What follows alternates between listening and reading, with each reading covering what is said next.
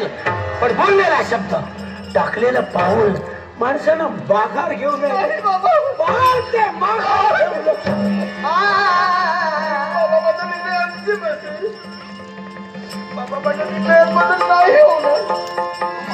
ठीक आहे, तुझ्या निर्णयाशी ठाम तू राहा. ब्रह्मचर्य पालन करणाऱ्या व्यक्तीशी तुला लग्न करायचं आहे ना? माझी निंदा नालस्ती, माझे दिंडवडे, माझ्या कुळाला कज्जनाचा डाग कधी लावू दिला नाही, पण आज तुझ्यामुळं माझे शब्द, ओठावर भांबावणारे भावना प्रधान शब्द चितल्या तिथं विरघळले. चला,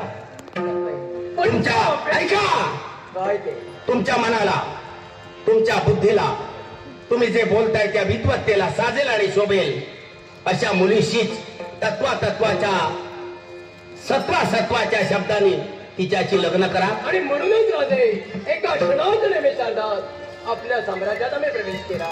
विवाह बंधनाच्या रेशमी गाठीने बंदिस्त ही महामाने जिज्ञासा तुमच्या अभिमान सर्वनिकेचा मान सन्मान राखून आलो. तुम्हाला नेमकं काय म्हणायचं? हे लग्न व्हायला हवंय अशी अर्धवाची विनम्र विनंती. मग ऐका तर, काय वेळ अनमोल आहे, तृणमोल होता कामा नये. तुम्ही जसे राजकर्ते आहात, मी सुद्धा एक राजकर्ता आहे, आणि त्याहीपेक्षा दृढ निश्चय आणि वाम निश्चय. राजकर्ता कुणी होऊ शकेल, पण जबाबदारीनं जो योग्य आहे असा महापुरुष होणं फार कठीण आहे. माझ्या शब्दात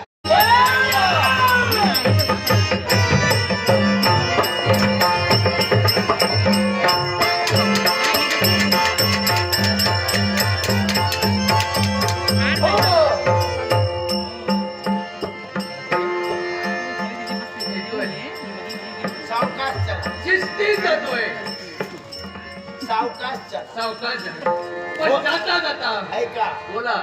विघ्न जरी आणला तरी पंक्ती भोजन चालू आहे.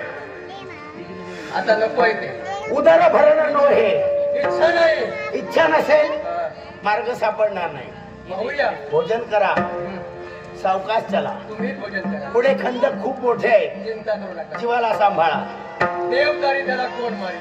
दैव बलवत्तर आहे. शाबास. देवा येतोय मी, पण जातानाच आहे का हा एकदा